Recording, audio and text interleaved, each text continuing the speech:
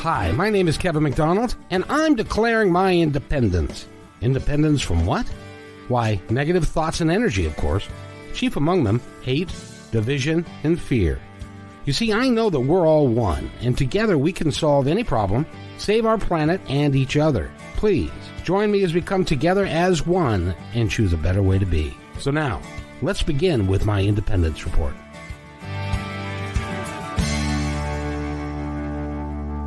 And welcome to my Independence Report. It is Thursday, and it means that it's brought to you by MTS Management, which is Michael Stover. He's a wonderful man, and we may mention him again during the course of our time together because he's brought us together, and it's really cool. We've got Pamela Hopkins with us. She is a multiple musician, singer, songwriter. She does all kinds of stuff, and she's going to work in a couple hours as a pianist in a bar, and so she's just awesome. So welcome to the podcast. How are you today? I'm great. How are you doing, Kevin? I'm doing awesome. Thank you. I'm so happy that we could have this time together because we've got a couple of songs lined up that we're going to play for you, and they're your, how you say it, your latest releases. Yes. And and it'll be fun. We get to talk about that. We get to talk about you and your passion. Now, this goes back. Your career started all the way back in 2015. Am I correct in that? Well, so the dueling piano bar career started. I started doing stuff like part-time, kind of 2013, going into 14, and then went full-time. But as a solo artist, probably 2018. Solo artist, but yeah, right. Musician started about 2013, 2014, right around there. Is piano your number one instrument? Yes, it is now. I started off on the cello back when I was a kid. I did that for 10 years and went to college on that scholarship along with choir, and played a little bit of piano growing up, but really learned how to do it more probably about 8.5 years ago, and really got into doing that. And that's what my full-time job is I'm a dueling piano player outside of my solo career. So, yep. Now, explain exactly, because there are some folks who maybe not go to a bar that has dueling pianos. What exactly does a dueling piano bar do? So there are two piano players at a time on stage, and basically we take requests, top 40 songs from like the 50s to today, and we try to do an interactive show with a little bit of comedy and as well as, and all of it's unscripted. It's all, improv. But we take requests on like the top songs, and then we basically, get you to sing along with them, clap along. We do funny bits. We celebrate birthdays and anniversaries and divorces and whatever you come to have a good time for. So our job is to throw the party. That's what we do. Is we throw the party, and everybody, if you're into singing along at the top of your lungs to, living on a prayer, then that's a place for you, and that's kind of how it goes. I mean, it's a fun. I've been doing it for almost 8 years, and it's been the best career that I've had. It's my third career, and it's the best one that I've had the most fun at, and I enjoy it so much. And I got into it because I loved going to piano bars. I was like, I can do that. It's been a lot of hard work, but yeah, I'm doing it. So there you go. I just have to ask, how many times a night do you get somebody asking for you to play Piano Man? One or two minimum, generally. Now here's the thing, it goes in waves. So there will be, I'm at a piano bar, got to request Piano Man, or they request Don't Stop Believing. That's probably our most requested song. Don't Start Believing, Sweet Caroline, Brown Eyed Girl, Piano Man. But lately, a lot of people have been requesting Piano Man. So I play harmonica on that song as well. Yeah. So I'm a multi-instrumentalist. So yeah, that one comes up right now. It's coming up, but we may go a month and not have anybody request it, which is kind of weird because we are in a piano bar. So I've often wondered, because I worked in a place that we had a pianist, and he could go for 4 or 5 hours and not have to look at any sheet music at all. And he had, how many songs do you have stuck in your head to be able to do this all the time? Probably at least 1,000 at any given time. And then I can read a lot more, but not all of the songs that are up here that I know people ask for. So sometimes they kind of go by the wayside. I forget. Like I could play, one of the first songs I learned was Dream a Little Dream of Me. by the Mamas and the Papas. And of course that doesn't come up.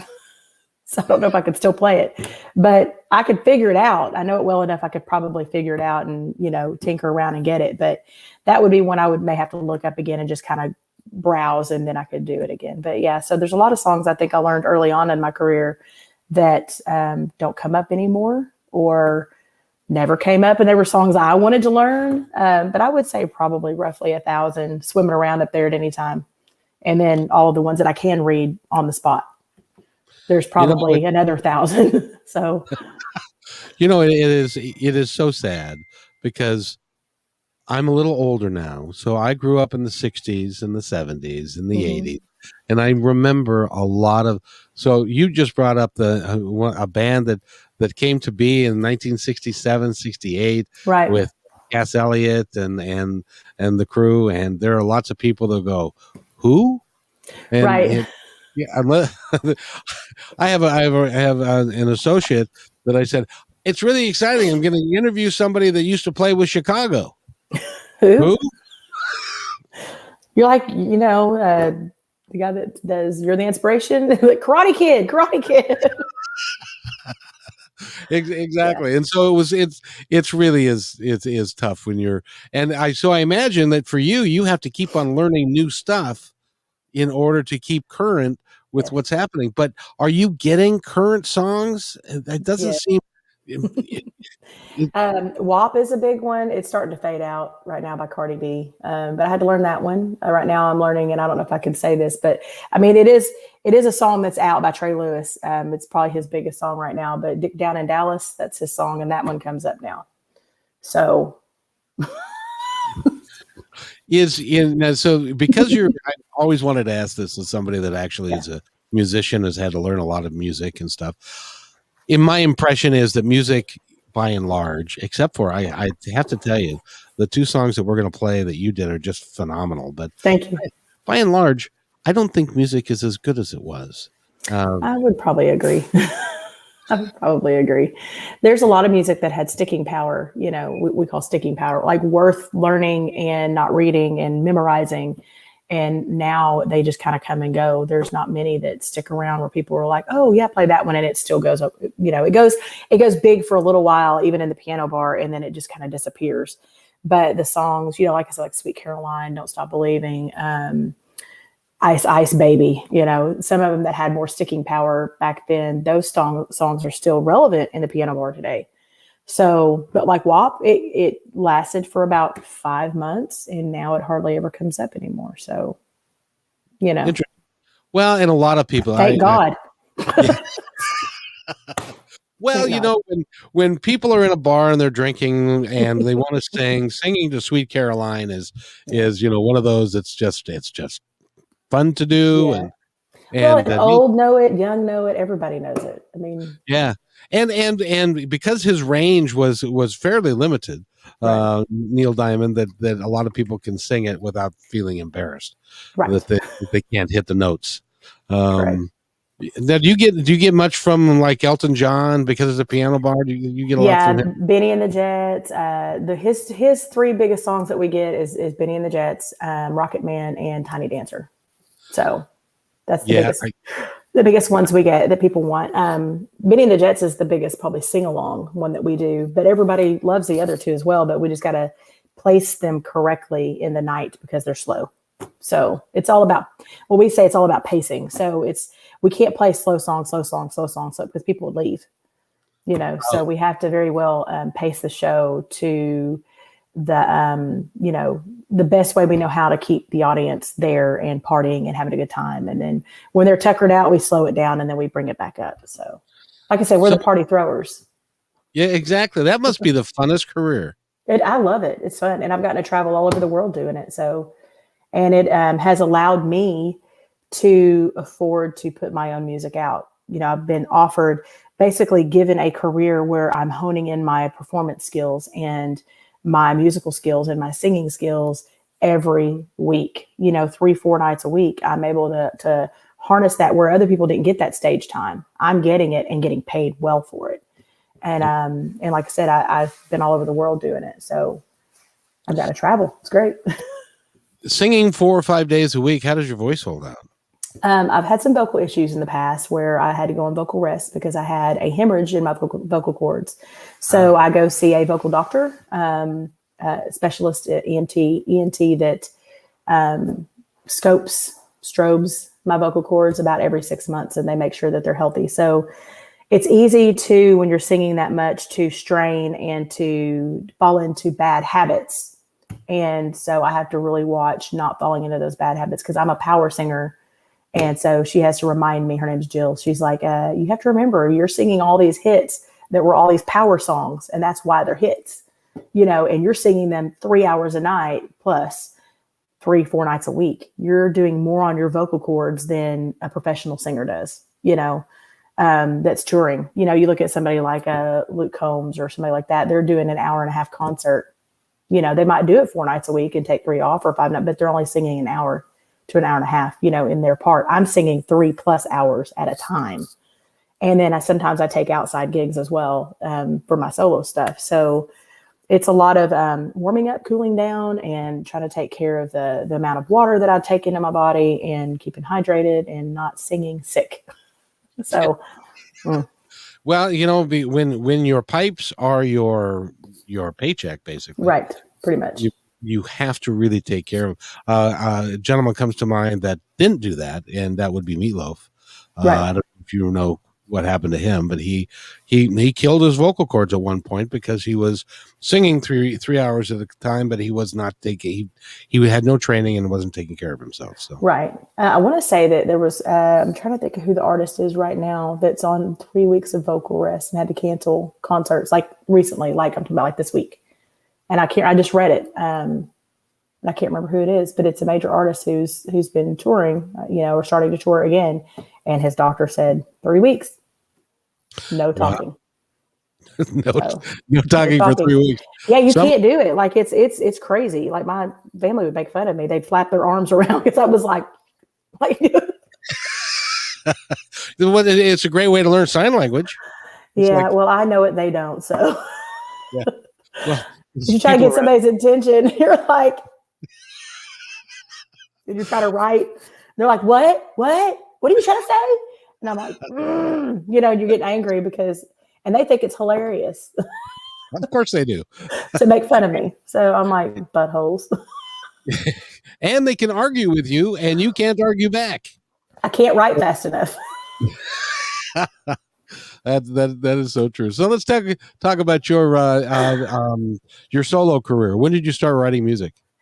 I started writing, I guess I've always kind of written a little bit, but never had finished a song until 2005. I wrote the song Given Back to Us and put it in a demo form, but didn't actually record it and release it until 2018 or 2019. I think it's been out like almost 2 years. So right at 2 years. So it's called Giving Back to Us. And I finished that song in about 15-20 minutes. And it was basically the story of my husband who went to Iraq. And it's the story of my children and me while he was gone and how they come back different. I think it's a pretty song. It gets airplay here in Arkansas around Memorial Day, Veterans Day. And I have people that go like, that's my favorite song, yours. But it's, that was the first one that I actually finished and recorded. And like I said, it sat for 12 years and I didn't do anything with it until I actually started recording music again. So now I write 2 or 3 times a month with some Nashville writers, and all of the songs that I put out from now on are co-written songs. Last year I released 4 songs. 2 of them I co-wrote. This year I've already released 2. Both of them I co-wrote. So I'm writing regularly now. So I've got probably 15 songs in my catalog that are finished, and we'll be picking through those to determine what I'm going to be recording for next year. Are you thinking about once the COVID thing is completely gone and stuff, are you thinking about doing a tour and getting a backing band? Yeah, so I have a band, and we actually do play. Yeah, we play about once a month. We just did the Delta Arts Festival here in Newport, Arkansas. And we are also scheduled to do a radio promo concert in September back at the same place at Newport, Arkansas. And then I play about once a month because I do the dueling piano gig, and that pays me. It's my paycheck and it's my full-time job. I'm a house player there, so it's hard for me to take off and do it every weekend. So I kind of pick one weekend a month, and my band, backs me. So we have a place down here that I played, I want to say it was like 2 weeks ago, that we did a 3-hour show. So, and then I play again there in July, which is called the Library Kitchen in downtown Little Rock. So, I get hired to do things like that as well. And my band backs me. I've got there's 4 of us, and then sometimes we bring in a 5th player, depending on how much they're paying us. The more you pay us, the more people I can bring. Exactly. You pay us little, you might only get me. Me and my piano. Exactly. Now I live in Seattle, Washington. I love Seattle. I worked for a company out of Arkansas. I may be the only chicken salesman you've ever met. Oh, wow. No, you're from Arkansas, so you probably can I say what I think it is? It's not tea, but it's not the Big T. It wasn't Tyson, but it's a company called Simmons. They're out of Siloam Springs, Arkansas. Okay, yeah, that's up where Tyson is as well. I think probably all the chicken coops are up that way. But yeah, so I actually lived in Seattle growing up, or right outside of Seattle, Bellevue, Washington. Oh yeah, yeah. My whole family my mom's side of the family is from up there. So my grandmother passed away like 3 years ago at 103 years old, and she lived in Bellevue her entire life. And so I lived there went to school there when I was in 4th grade. What school? I went to Sunset Elementary School, and my brother went to Newport High School. I know exactly where that is. I used to play. I went to Juanita High School. We would play football against. My mom graduated from Newport High School. So I guess Eastgate is where my family's from. And then I have got family in Linwood and Renton, and then on the Tri-Cities on the other side of the state. I love coming up there. It's one of my favorite places. Well, good. How the hell did you end up in Little Rock, Arkansas? My dad's from here. Oh. My dad met my mother up there, and he was from here, and he was in the service. He was in the Navy, I guess, and he's probably out there at is it Bremerton? Yeah, the naval base. So he was probably there and met my mom, and I guess they fell in love, did all that stuff, and moved her down here. All that stuff. Well, they almost got divorced when I was in elementary school, so she moved us up there, and then they got back together, and we moved back down. But one of my favorite places in the United States is to be up there in the Seattle area. I love it. Well, used to go and visit Grandma every year till she died. Yeah, it's a great place. Except, so you'll appreciate this. 3 days ago it was 111 here. My mom was telling me that. She was like, "There's a heat wave going up there." She said, "I feel sorry for them. Nobody has air conditioners." No. I was sitting here trying to do a podcast, and it was 111 in this place. So it was like. I had my towel. So now you know what we feel like down here in the South. Oh boy, I admire you guys, because when I would go down to visit the corporate office in Siloam Springs, it would be 90 degrees and the humidity of 95. And at least.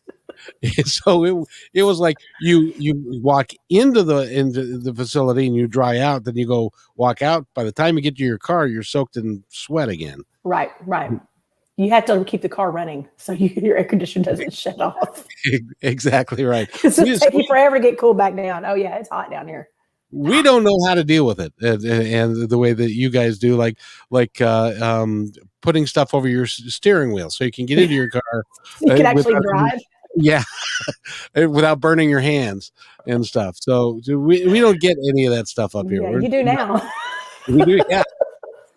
You had to walk on lava there last week or a few days ago. Yeah, so it's going to be happening more and more. So but, I love it up there. I'm jealous that you get to be up there and I'm down here. I want to come visit, but I have nobody to visit now. Like my uncle, he travels all the time, so Yeah. By the way, I wanted to thank your husband for his service. Oh, thank you. I have a good friend of mine that is her husband came back. He was a medic in Iraq, and unfortunately, he got in the way of a couple of IEDs, and so he's had some issues coming back. Yeah, well, my husband had one go off next to him, so in the Humvee, so he has two come back with some issues. So I get it, and that was one of the reasons I wrote the song. Is if you listen to the words of it, it's all true, and it's if you could put yourself in the place of somebody here watching somebody go and come back different, and here we are, it's 2021. He's been back since 2005. and we're still dealing with it. So still dealing with it. It's hard. It's hard. I wish him well, and I wish you well. This is an interactive experience, by the way, so Yeah. we'll have people chiming in from time to time. Oh, that's And fine. yeah, and Kayla says you Hi, are so beautiful. She must not be talking about me. You are so beautiful and such a great vibration coming from you. She must not see that. Can you see the shine? I keep trying to block my shine. It's hot down here. No, you're fine. You're fine. I feel like I'm shining. Yeah. I'm looking at her profile picture. Kayla, you are gorgeous. I love that purple hair. If she still has it, that's what her profile picture looks like. She has that purple hair. She does. Yeah. I did purple in my hair a couple of weeks ago. It was like a light pastel purple, but it made because I'm blonde, it made my hair look that gray color. And I wasn't a fan of it. And I was like, I'll do pink next time. Pink is good. I like pink. I like purple too, but I love pink. You're a girl. You're supposed to like pink. So. Well, purple is my favorite color. I love purple, but purple, black, and pink, red. That's my colors. Well, I could sit here and talk to you all day long, but we need to play some music of yours. Yeah, I appreciate it. An idea of what you do. Now, the first one I'll play is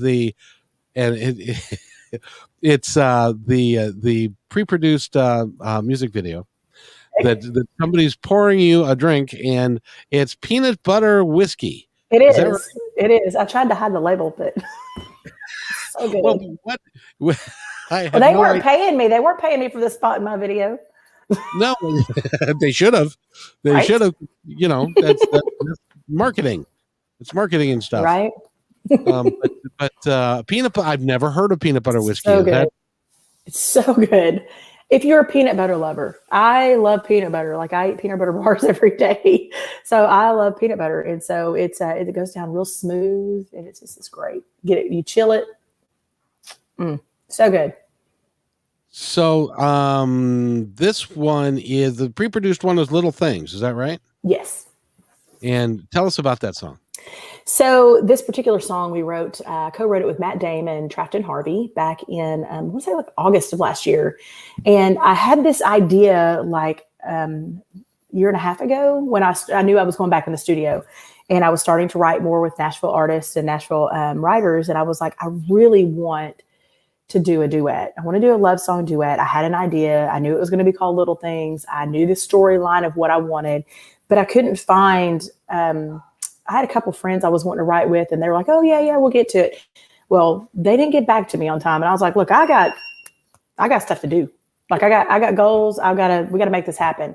So somebody had talked to me in the piano bar, and they were like, hey, do you know Matt Dame? He's from here, but he lives in Nashville, and he's amazing. Like you need to, like you two need to do something together. And I was like, he was like the second person to say that. They're friends with him.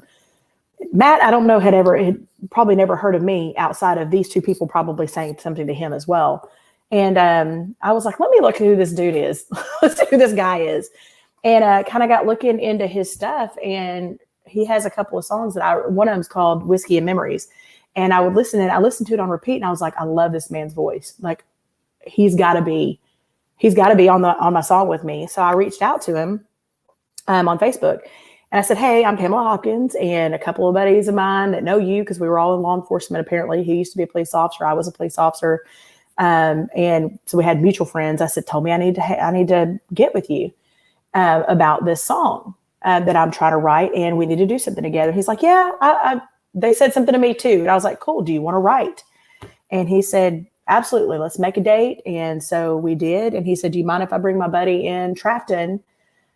He's a great lyricist. And I said, that's fine with me. I just really want to get this done. And he started playing guitar. We did it through Zoom because it was during COVID. Did it through Zoom, and he started playing guitar. And I said, well, here's the words I came up with on my side, but I can't say what little things a man likes about their wife or somebody that's a long-term relationship at the time. So I can only speak on one side of the relationship, what have you, whatever combination that is. I can only talk one side. So what would the other side be? And so he started putting some stuff together and Trafton, and we all three talked and started writing these lyrics and came out with that. And I'd never met Matt in person until we recorded the song. So I record outside of Nashville, Tennessee at a place called Off the Row Studio. It's in Franklin. And Matt already knew the producer, which is Houston, PT Houston. He's like, oh yeah, I know Matt. He does a lot of demo work for us. And I was like, how do I know this dude? He comes over, we do our pictures, and we get in the studio and we knock it out, everything, pictures and everything, in about an hour and a half. And this is the product that you get to hear now. Matt did not want to be in the video, so we had to come up with something more creative. So I enlisted some friends of mine and said, how would y'all like to be in my video? They're like, what do you mean? Like, what we got to do? I said, not much. It's just, you just got to act some stuff out. And of course, we all had a blast doing it, but it just, I really wanted Matt to be in it because we had a different idea and just had to go a different way. Matt was just like, I don't want to be in a video. I don't want to do that. He was like, you have fun with it though. You can have the song. We're good. And I was like, okay, but it's such a great song. And we're up for some awards for it with the Josie Awards. Good for you. Yeah, we're up for musical event of the year. And I think song of the year, if I'm not mistaken. I'll have to relook. And the Josie Awards, they're the biggest independent music awards worldwide. So I'm up for 6 and this song is up for 2. So I'm pretty proud of that. But yeah, it's a great song. And by the way, that's going to be broadcast on television this year, from what I understand. Yeah, the RFD, is that right? Well, you got me. I all I know is it's going to be on TV. That's awesome. And what's really cool is Michael Stover. He's got a stable full of you guys that are really talented, that are involved with the Josie Awards and others, and the Country Music Awards. I suspect is in your future, and all of that. So, well, we had the Arkansas Country Music Awards here earlier. Well, last month. Like it was June 7th, and I was up for Female Vocalist of the Year here. So, which is a big deal because here it's so tight and they have music professionals pick from all these people and they only narrow it down to 5. So I was given an actual official nomination this year. So I was just like, pat on the back. Yay. I didn't win. Well, no, but you did win. Because a nomination is almost as good as the award itself, because that goes on your resume. Well, and being recognized when it's not what I've noticed with this particular award that we do here in Arkansas, that's different from some of the other ones. It doesn't go like, okay, everybody throw their hat in and we're going to let the fans vote first. That's not how this one works. This one literally was everybody puts their stuff in and then the committee comes together and says, okay, who's credible, who's not, who fits the standard, of what, because there's criteria, and they actually do the research first before they narrow it down to the 5, so if you get in the top 5, they've done their research on you, which is good because I've worked hard for something. Exactly. As long as it doesn't turn into a political shitfest, which I can imagine happens time to time. Well, I hope not. Like I said, this is my first year being involved with it, and I tried to get a nomination last year and didn't get in. So there you go. This year I did. So I was like, well, I'm just going to keep plugging along doing the same thing I'm doing. And, and then the Recording Academy and the Grammys, I just now became a voting member of that. I got that as well because they also do their research, and I was offered an invitation to join that organization. So the Grammys is in the Grammys? Yes. Well, congratulations.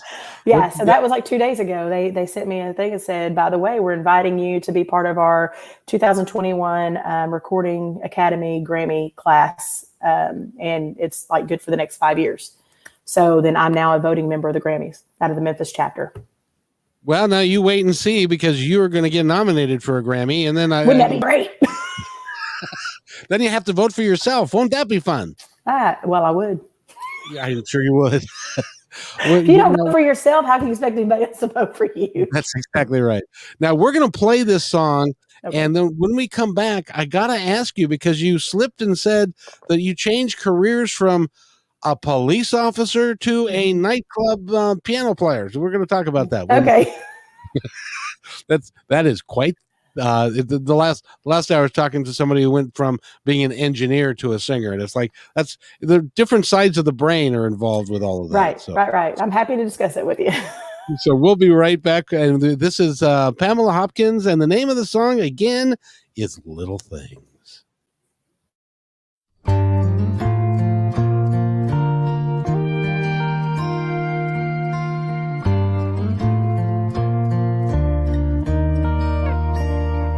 You know when to get close and when to stay away.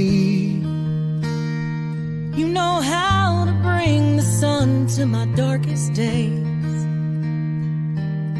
You know just what turns me off and just what turns me on. Like the way you call me baby and hold me all night long. It's those little things that make my heart melt. Everything that you won't find in a fairy tale. It's what wakes me up and puts me to bed. Looking back, I know I'm blessed. It ain't white picket fences, fancy cars and diamond rings. It's those little things. You know how to cook like my granny did. How to leave a trace of lipstick on my lips. You know just what turns me on, just what turns me on. Like the way you dance with me and lead me down the hall. It's those little things that make my heart melt. Everything that you won't find in a fairy tale. It's what wakes me up and puts me to bed. Looking back, I know I'm blessed. It ain't white picket fences, fancy cars and diamond rings. It's those little things.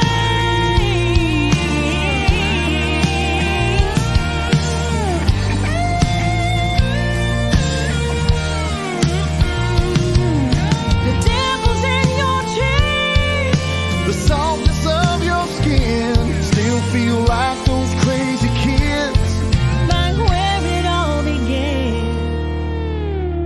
It's those little things that make my heart melt. Everything that you won't find in a fairy tale. It's what wakes me up and puts me to bed. Looking back, I know I'm blessed. It ain't white picket fences, fancy cars and diamond rings. It's those little things. Oh, I love those little things.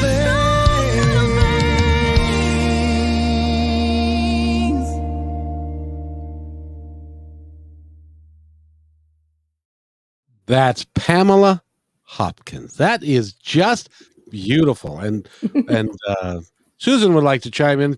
You've got to stop having such awesome guests on. I'm not getting any work done. Just kidding. I wouldn't have done anything done in She would get that it. I love that. And Kayla said that's so pretty. It's such a Thank great you. song. It's such a great song. Thank How's you. it being received? So it went number one on the Australian indie charts, and I think it got up to like number 2 or 3 in the UK on the indie charts. Of course, you know, here the big machine, you can't get past it unless you're on a on a major label. But we're trying. I mean, it's everybody who who hears it loves it. Nobody's ever given me any bad feedback on it. So, I think it's going well. I've already had somebody use it for a wedding. So there you go. There is no higher praise than that. They're like, we got to use it for our wedding. We have to use it for our wedding. And I was like, good, please do. Do we need to pay you for it? Nope. Just let everybody hear it. Since you brought it up, now would be an appropriate time for me to make my little speech, Sure. which is go to her website. By the way, what's your website? It's PamelaHopkinsMusic.com. Go there Very easy. and buy the music there. Yes. Or buy it from Amazon. There you Buy go. the CD. Buy, not download, not pirate. These people work hard for their money, and they deserve to get paid for the creative juices that they're bringing to all of us.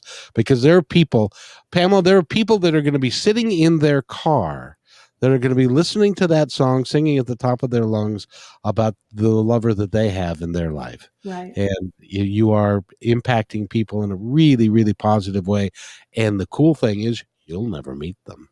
I know. I'd love to meet them all, though. I love people. So Yes, which I do. I'm such a people person. which brings me to, how in the world did you become a police officer? So, long story short, I got out of college 97, long time ago. I'm an older person. And I got out of college in 97. My husband had just become a police officer the year before, and we weren't married as of yet when I graduated college. So graduated college in May, we got married in August, and I started looking for a job and could not find one that paid very well. And I was like, well, he does that. I'm kind of interested in that. My degree was in psychology. And so I applied for the police department that was next to the city where he worked, he worked for Sherwood, Arkansas. I worked for Jacksonville, and they hired me. And it paid a whole like $9.75 an hour. Holy crap. Really? Right. A lot of money. But it was better than minimum wage was like $5. So, I was like, woohoo, but I was like, this is crap. I was making like 19,000 a year. But like I said, coming out of college with a psychology degree, I didn't feel like going back to college at the time to get my master's in counseling. And I was school burnout because I went straight from high school into college, did it in 4 years, didn't take any extra time, went to summer school to get, busted my tail to get out of school because I was just ready to go. Tried the music thing a little before I met my husband in college, and it just wasn't my thing at the time. It wasn't my time. So, like I said, decided to just hurry up and get out of school. Did that, and I transferred from Jacksonville Police Department to Sherwood Police Department, where my husband worked, and did it for a total of 13 years. And during that 13 years, 9 of those years I spent in the school as a resource officer and DARE officer, and held some pretty high positions with our DARE organization here in the state, and trained a lot of officers on how to teach the DARE program. And we had another program called Smart Choices, Better Chances, and we would go into the schools and teach those. Got promoted, went back out on the street, and my children were little at the time, and I never got to see them anymore because they put me on the 2 in the afternoon to 10:30 shift and never saw my kids. And they were like, finally we were like, Mom, we miss you. Like, don't go to work. Please don't go to work. And I was like, I have to go to work. I'm a supervisor. I can't not go, and worked the weekends and everything. So my days off were like Monday, Tuesday, or Sunday, Monday. So I might have one day a week with them. And decided at that point in time, asked my husband, do you mind if I go back to grad school and get my degree in education? And he said, that's fine. Applied for grad school, got in, and did 2 years of grad school. And I actually was a teacher for 5 years. So, and then went into music. So. Wow. Yeah. So I have a degree. I have a degree in teaching, a master's in teaching. Well, congratulations, because you've done so much, but this is your passion. This has always been my passion. And the problem is back in the day when I knew I could sing, I didn't know how to accompany myself very well, and or at all, because I wasn't great at the piano. There's not many people that sing and play cello. So I was kind of like, what do I do? So then you do karaoke, well, now I'm karaoke queen. Well, that's great. That's fun. But where's that really getting me? And what am I really doing? Because, if you do karaoke, which is great. It's fun. And I know I took it serious for a while, and I was in competitions, and I would win them, and I'd win money. And it got to where, like, is this it? And, I just kind of put it away for a while, and sang in church for a while as well. And I want to say, when I was teaching, we went back to a piano bar, and I was like, I really want to do this. Like, I really want to delve back into music and really get into it, and talk to the guy that was playing piano. I said, hey, I play piano. I kind of fibbed a little bit because I can play piano. I'm not great at it. And I got up and sang, and he was like, well, you got a great voice. And I was like, well, thank you. And so he's like, well, learn 30 songs and come back and see me. So I had this big 1918 upright piano. Obviously you can't plug your plugs into them. And my kids and my husband heard me bang out the same 30 songs for about 6 months till I memorized them and could play at the same time, badly, by the way.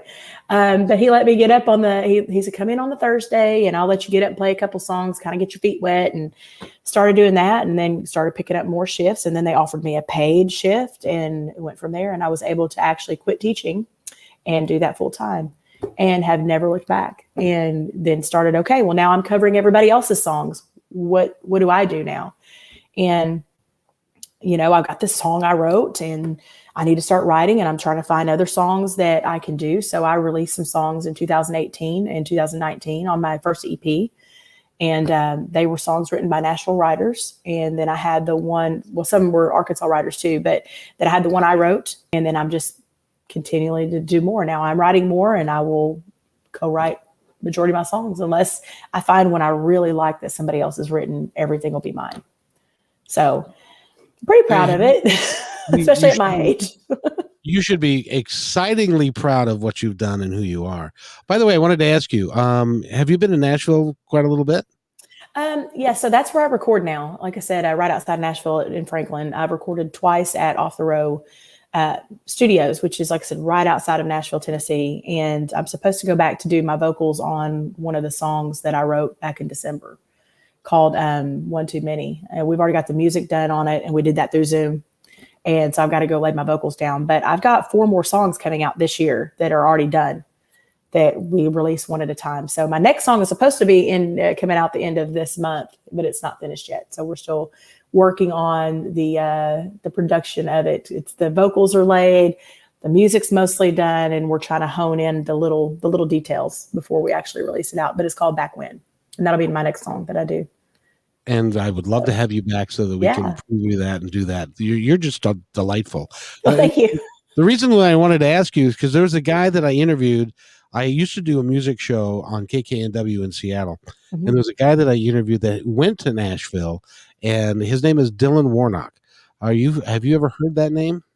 I've not, but I'm horrible at names. Well, what doesn't mean I didn't see him, but I'm not wearing a great name. And I call it, you get the CRS. Can't remember shit. Yeah, I know. Thank you, Susan. Thank you, Susan, so much. She signed up on my website. Yeah, sorry.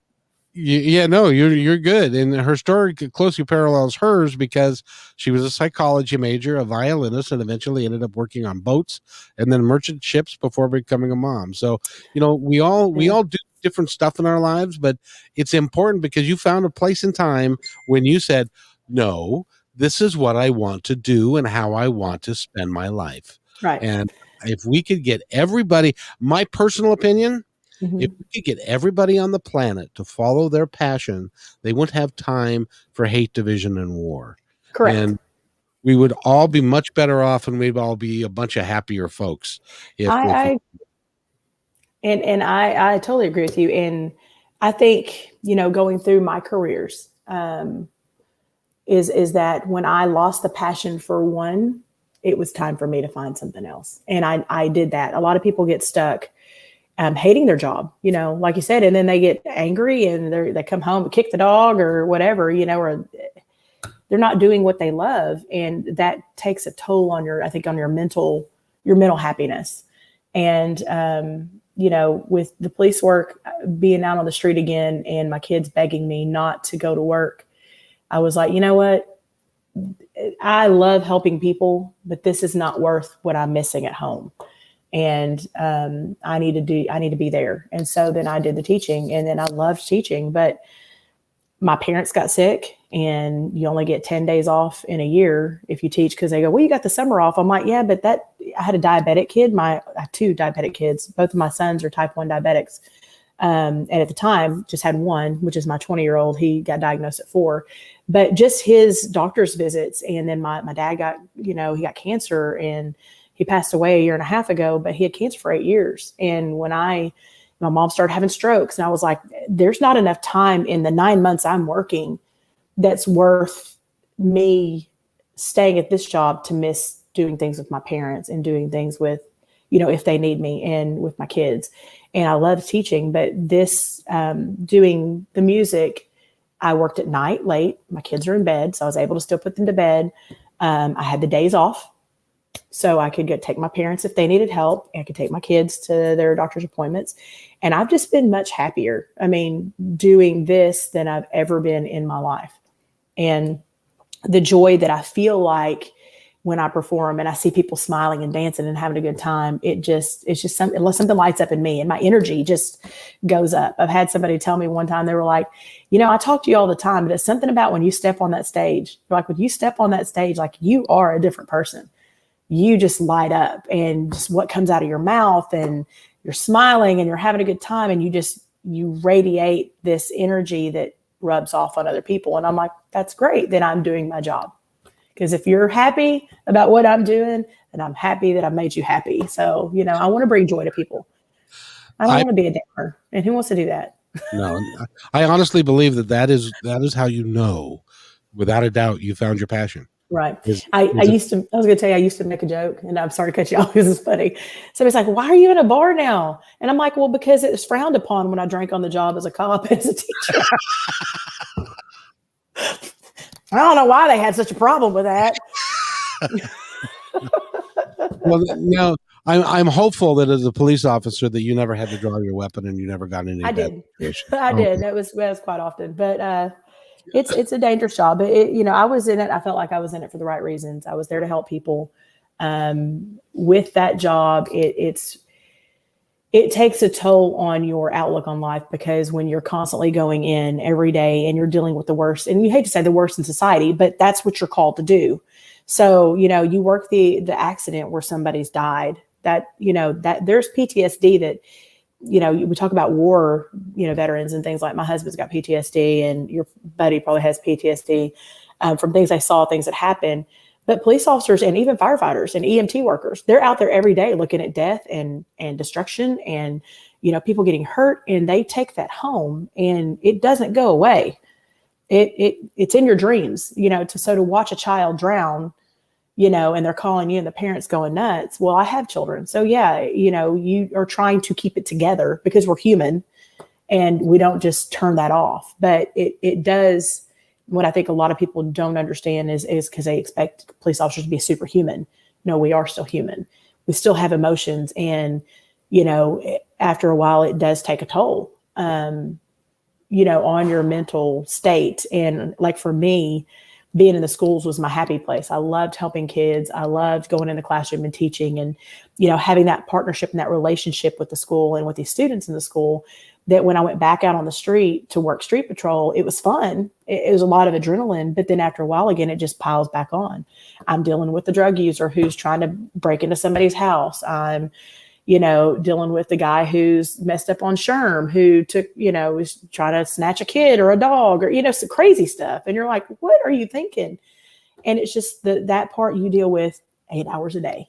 And then you're dealing with the accident on top of it, or the kid that drowns, or the teenager who overdoses. And you're having to do that and be that person 8 hours a day. And then you take it home and people expect, no, you can just turn it off. No, you can't. So I'm sure that I have a lot of PTSD. I just choose, I've kind of tried to leave that in the past, and I try to be happy now. So whatever I need to do to be happy. And then I know people rag on cops, and I'm like, my brother's still a police officer. My husband just retired back in 2017. And, it's an honorable, I think, career choice for the people who do it for the right reasons. But it is a hard thing to do. And I think a lot of people don't understand that, especially in the bigger cities when you're dealing with a lot of the element that people don't want to deal with, They deal with the 5% of the population over and over, right, over again, right. And then the media just says different stuff, and you're like, I was, before I did this, I was a Metro bus driver in Seattle for 12 years, and so I've had instances where policemen saved my life. Right. And I needed to have them there when they got there, and they did a phenomenal job. As a matter of fact, in the interview I did before this one, there's an artist by the name of Matt Weston, and he has a song out called "The Thin Blue Line," and it is a. You've obviously heard it then. I haven't actually listened to it, but I saw the advertising for it. I actually need to go and listen to it, but I did see it. Like, is he one of Michael's people too? Yeah. Okay. Yes. Then I have seen it. I just haven't listened to it yet, or I started to and got distracted. My ADHD is off the chart. So it's a great tribute. Like squirrel. I mean, I call my band the Squirrel Train. I'm like Pamela Hopkins in the Squirrel Train band. Let's play this. What were we playing? Yeah, I have to tell you, you're just delightful. But let's talk about before I run out of time, because I want to keep an hour so that and honor your time. But because I could talk to you for hours. But tell us about giving a damn. Giving a damn. Don't go with my outfit. So yeah. This one, I live in a small town here. So I grew up in Little Rock. Like I said, most of my life, moved up to Seattle area for a while and came back down. And then when my kids were little, we moved to a little small town called Bologna, Arkansas. And I've lived here since 2006. When did our kids to go to a smaller school and one that had full-time nurses, which in the big cities, they don't. The nurses, skip around the schools. The reason being is because my son was diabetic. And so he needed somebody there to help take care of him.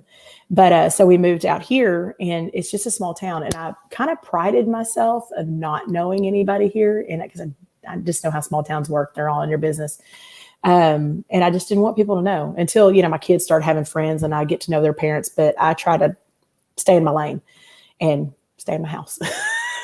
I don't want to know. Anyway, so I started writing with a guy named Dave Linehan and Melissa Lee. And it was our first Zoom call back in, I want to say it was late September, early September. I can't remember. I was writing a lot in August, September, October, and recorded at the end of October. And we were talking, and I had an Amazon package come in, or Amazon, it was a package from somewhere I ordered. And I was like, guys. And they were like, what? And I was like, you got to see my new shirt I got. And I was like, and I held it up. And Dave started just chuckling. Now I write with Dave about every other week. Him and I write twice a month together, sometimes 3 times a month, depending on how our weeks run. And I was like, you have got to look at this shirt. And of course, it's the first time he's ever laid eyes on me. Like, this is the first 5 minutes we've met. And the shirt says, given an F doesn't go with my outfit. And I was like, I know you don't know me, but if you knew, this is me. Like, I don't give a damn what you think about me, because I'm gonna do my thing and I'll stay in my lane. I don't care how you make your money. Don't care about how I make mine. This is how it's gonna go. And he said, and I said, we should totally write that song. He was like, we should write that song. And so we finished the project we were on, which was Back When, which is my next song coming out. And the next time we got together 2 weeks later, he said, so what are we writing? And I was like, well, we talked about writing that song, giving don't go my outfit. And he's like, yeah, let's change the word to damn. I was like, please, can I use the F word? And he was like, do you want it to play on radio or not? And I said, yeah. You gotta say damn. I said, okay. So we wrote the song, and it starts off with small town people talking. And because he's like, how do you want to start it? And I'm like, well, you know what? I'm in a small town, and let's just talk about these people. Small town people talking. I'm not sure what they're saying because I don't care. Don't care. I know they're talking about me. I don't give a damn. So that's kind of where the whole thing came from. So if you watch the video that just came out last week, it's been out 1 week. We're almost at 5,000 views on it, which I'm pretty proud of. As an indie artist, that's great. It hit 3,300 in the first 24 hours. So I was pretty proud of that, because usually it takes forever to get that many. Yes, it does. It takes a while. Yeah. So I think we're up to almost 5,000 as of when I looked at it a little bit ago. So check out the video too. It's on my Vivo channel. It's Pamela Hopkins Vivo, all one word. If you go to YouTube, it's on there. But yeah, now there's a whole lot of pressure here, because I put a little video together for you that I play behind the music. Uh-oh. So I'm hoping you like it. It's everything that Michael sent me, so that'll work. By the way, I've got a new name for you. You are now what I'm going to call you, a country music star badass. Is what there you go. I love it. Because you are who you are, and let the rest of it be damned. Right. Well, and if you ever come to one of my concerts, you might hear the F word instead of the D word. So you never know. That's perfectly. That is the most impactful word in the English language. So many uses for it. You can do good and bad. Exactly. Well, one of the interviews, I was going to tell you this real quick, and I know you're playing it, but one of the interviews I was in, she said it was like a speed test. She's like, okay, 10 speedy questions. Here we go. And one of her questions was, what is your favorite word? I said the F word. Next. She said, what'd you say? I'm going to slow it down for you. The F word. First word sounds like. Yeah. And I was like, the second F word is Friday. So I like that one too. But the first F word. Okay. This is Pamela Hopkins. And the name of the song again is Giving a Damn, Don't Go With My Outfit.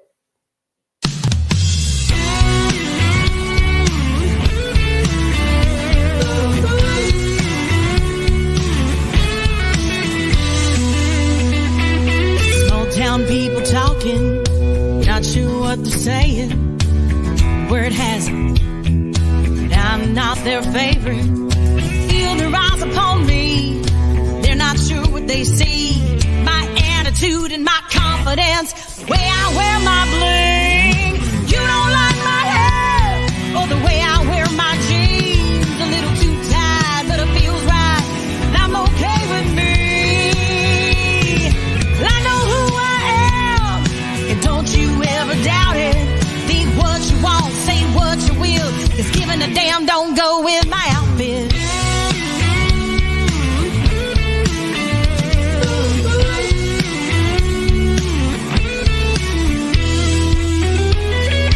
Y'all don't see me on Sundays, you don't think that's right. I see most of you wasted where I play on Saturday night. Now stumble to the stage, shouting living on a prayer, and all those drinks you're pounding's got you more than halfway there. You don't like my hair or the way I wear my jeans. A little too tight, but it feels right, and I'm okay with me. I know who I am, and don't you ever doubt it. Think what you want, say what you will, 'cause giving a damn don't go with my outfit.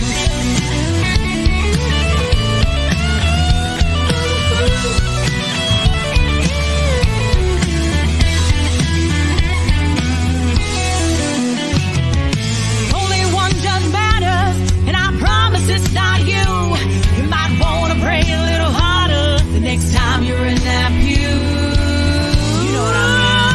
Yeah. You don't like my hair or the way I wear my jeans. A little too tight, but it feels right, and I'm okay with me. Well, I know who I am, so raise your hands and shout it. Think what you want, say what you will, 'cause giving a damn don't go with my outfit. And that is Pamela Hopkins. And I love the attitude. Yeah. But your I'm voice is, full of that. but your voice is just enormous. Thank you. You are just so talented. And in one of those pictures I saw that you were standing next to a bus. When you're going on your national tour to major venues, I'll drive the bus for you. Awesome. I might need a bus driver. I don't know how all that works yet. I'm still learning that part of it. So, and I'm trying to find maybe next year, I'll find a touring band to go with me, because my band guys work during the day. So they're like, I can't go. Yeah, well, they got a job to Right. do. They still get to follow their passion and stuff. So. Right. Well, and I have a day job. I just, it's flexible. So Exactly. I do whatever. Pamela, I'm not going to take any more of your time. You've been awesome, but I want to allow you the opportunity to tell the audience anything that you would like them to know. First of all, start with your website again. Okay, so my website is www.pamelahopkinsmusic.com. I have lots of merch on there, especially if you liked the Giving a Damn, Don't Go With My Outfit. There's t-shirts, hats, tumblers, everything on there. And that's another way to support indie artists, is to buy their merch, because sometimes the albums and stuff don't, pay very much. So you can also buy the CD. Right. Well, streaming doesn't pay a whole lot, but you can also buy the physical CD. I have not put my new songs out on a CD yet, because I'm compiling them all at one time. But my EP is still out. You can actually purchase from my songs that were released within the last 2 years. Other than that, please follow my music, stream it, share it. If you see my videos on YouTube, please subscribe, like, and comment. That's the biggest thing, is liking and commenting, because that helps the algorithm show it to other people. And that's free for people to like and comment, on something you like. Give it a thumbs up and all that good stuff. And like I said, if you have somebody that loves country music, especially country rock, and they like that attitude type stuff, have them follow me, reach out to me, send me a message. I'll talk to you. I'll talk back to you. I don't have that many fans yet. It's just me. Oh, you will. I hope so. I'm working towards it. So, but the more from what I'm told, especially at my age, because I'm not the young 20-something-year-old woman, that I have to pretty much build my fan base myself, and it takes work and it takes time. So the more phone numbers and email addresses I can show that, hey, I've got people that if I came to their city, they would pay for a ticket to come see me, the better chance I have at pitching towards somebody to actually sponsor. So I'm sponsored by Gone Country Hats right now. They sponsor several of the artists, especially with MTS and Michael Stover.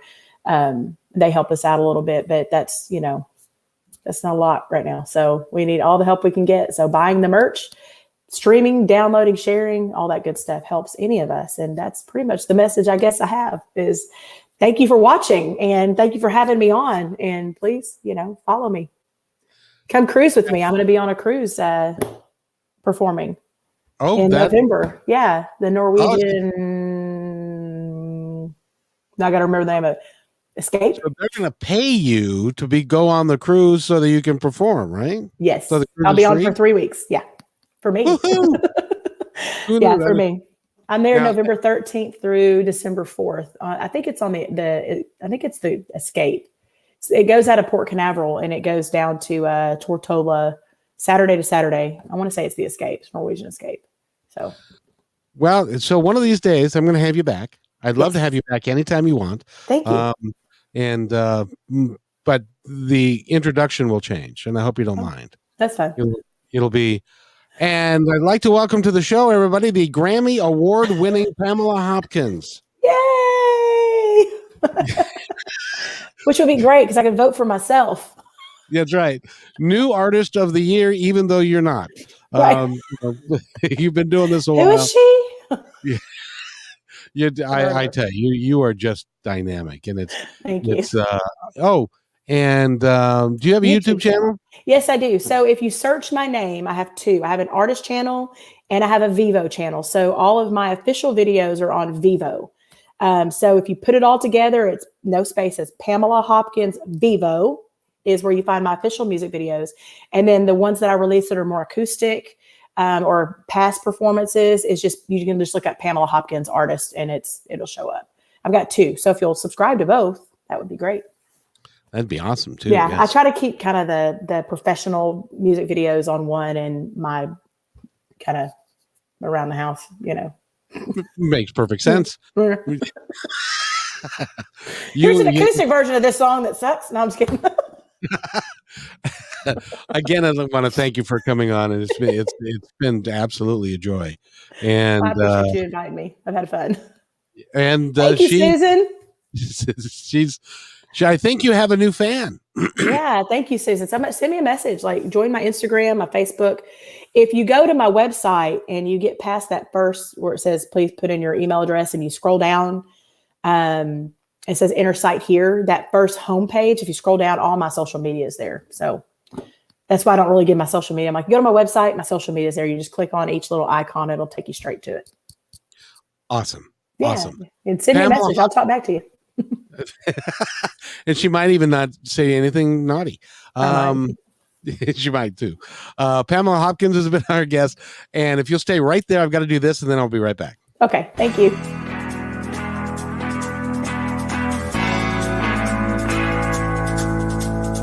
Hey, and thanks for listening to this episode all the way to the end. Hey, pretty cool. Hey, don't forget to follow us so you can receive regular updates and new posts. And remember, take care of each other because each other's all we've got. See you next time on My Independence Report.